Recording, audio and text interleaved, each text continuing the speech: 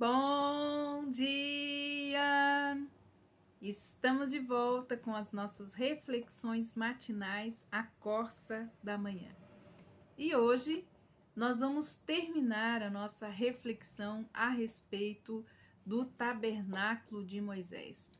Esta preciosa jornada dentro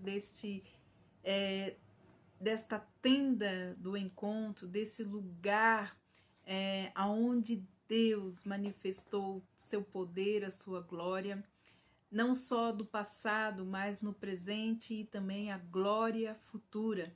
Estão então nas verdades encontradas no tabernáculo de Moisés. E foi uma jornada maravilhosa.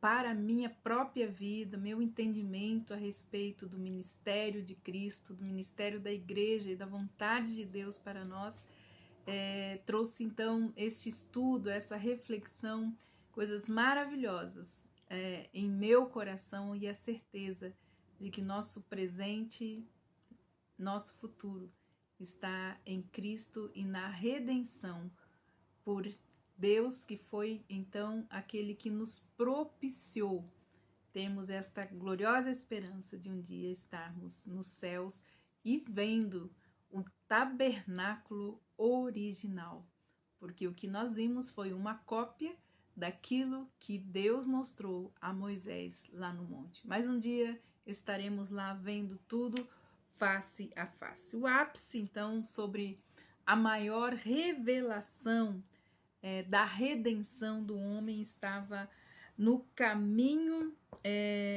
de acesso à glória de Deus, que era o véu no lugar santíssimo.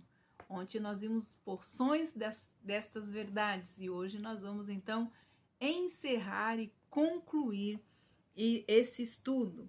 Então, pelo sangue de Jesus, todo crente tem acesso hoje além do véu para entrar no lugar santíssimo. E nós vamos ver então um texto lá em Hebreus capítulo 9, versículos de 1 a 10, que falam exatamente dessas verdades. Ora, a primeira aliança também tinha preceitos do culto divino e o seu santuário terrestre, porque foi edificado um tabernáculo cuja parte da frente, onde estava o candelabro, a mesa e os pães da proposição, que se chama Santo Lugar.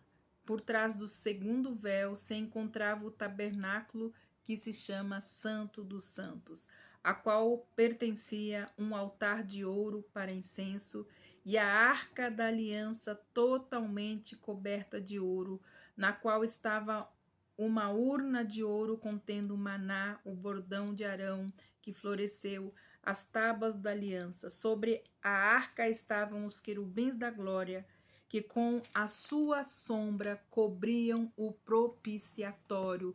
Mas dessas coisas não falaremos agora com mais detalhes. Ora, depois que foram feitos todos esses preparativos, os sacerdotes entram continuamente no primeiro tabernáculo para realizar os serviços sagrados. Mas no segundo, o sumo sacerdote entra sozinho uma vez por ano, não sem o sangue que oferece por si e pelos pecados da ignorância do povo. Com isso, o Espírito Santo quer dar a entender que o caminho do santuário ainda não se manifestou enquanto o primeiro tabernáculo continua erguido.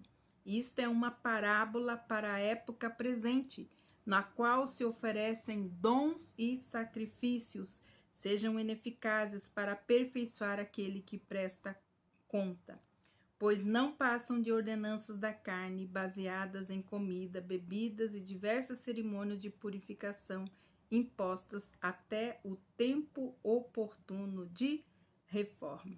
E se nós continuarmos lendo, nós vamos ver então outros textos que falam a respeito então da glória de Deus, o caminho do acesso à glória de Deus pelo véu. Nós então por trás dessa preciosa verdade que se aproxima, então, o tempo, simbolizando pela cerimônia do grande dia da expiação da nação de Israel, simbolizando também que a igreja terá acesso um dia glória de Deus. E essa será a ocasião em que muitas de nossas verdades teóricas deverão se tornar verdades experimentais, pois há esperança para aqueles que entram no véu. Jesus é o nosso precursor e já entrou ali por nós e abriu, então, o véu para que pudéssemos entrar.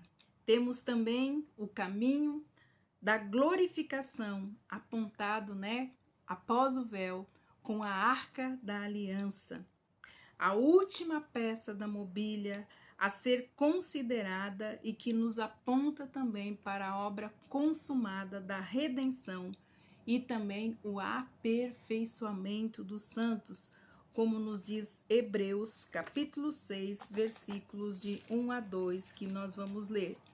Por isso, deixando os princípios elementares da doutrina de Cristo, avançamos para o que é perfeito, não lançando de novo a base do arrependimento de obras mortas e da fé em Deus, o ensino de batismos e da imposição de mãos, da ressurreição dos mortos e do juízo eterno. Isso faremos se Deus o permitir. É impossível, pois, que aqueles que uma vez foram iluminados, provaram o dom celestial e se tornaram participantes do Espírito Santo, provaram a boa palavra de Deus e os poderes do mundo vindouro, e caírem. Sim, é impossível outra vez renová-los para o arrependimento, visto que de novo estão crucificando para si mesmo o Filho de Deus e o expondo em zombaria. Então, aqui nós estamos vendo esta obra consumada e perfeita, e que nós não devemos perder essas verdades e experimentá-las como igreja e também como crente. A glorificação da igreja e do crente, isso nos leva a um tempo em que a glória, a Shekinah de Deus estará presente em meio ao seu povo redimido.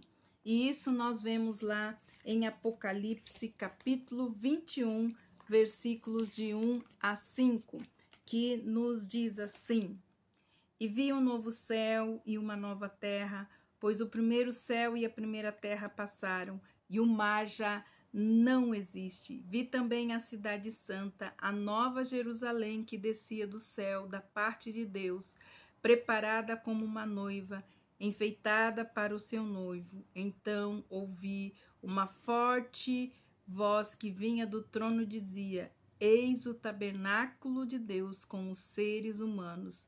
Deus habitará com eles, e eles serão povos de Deus, e Deus mesmo estará com eles, e será o Deus deles, e lhes enxugará dos olhos toda lágrima, e já não existirá mais morte, e já não haverá mais luto, nem pranto, nem dor, porque as primeiras coisas já passaram.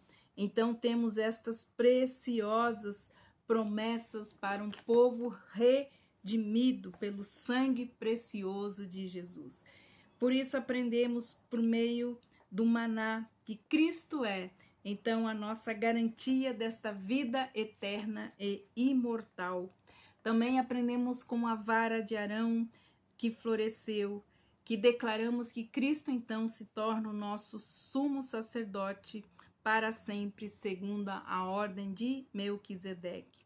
E por fim temos também as tábuas da lei, apontando como Cristo como nosso legislador, e termos então a sua lei escrita em nossos corações. Concluímos então que o plano de redenção do crente começa pelo pátio de bronze, vai até o lugar santo da prata e do ouro e chega finalmente ao lugar santíssimo, onde há somente o ouro. Tudo isso então simbolizando a caminhada do crente e a sua experiência em Cristo, da sua justificação pela fé, para ser glorificado da terra para a glória então eterna nos céus. O tabernáculo como um todo, ele pode ser visto como um caminho de adoração e também do ministério precioso de Jesus. E por fim, o tabernáculo, ele também expressa Cristo e a sua igreja. Todos nós devemos pedir ao Senhor para que cada mobília, ou seja, cada verdade espiritual que estão nelas contidas, sejam por nós compreendidas, que sejam firmadas na igreja e por todos aqueles que buscam o caminho do Senhor. Que o Senhor os abençoe por nos acompanhar nessa jornada maravilhosa através do tabernáculo de Moisés. E que fique gravado na sua mente, no seu coração, essas eternas e preciosas verdades. E que nós possamos permanecer firmes nessa esperança desta obra redentora de Cristo Jesus. E que possamos nos manter firmes até que Ele venha. Que Deus abençoe você e até amanhã com um novo tema das nossas reflexões matinais, a coça da manhã.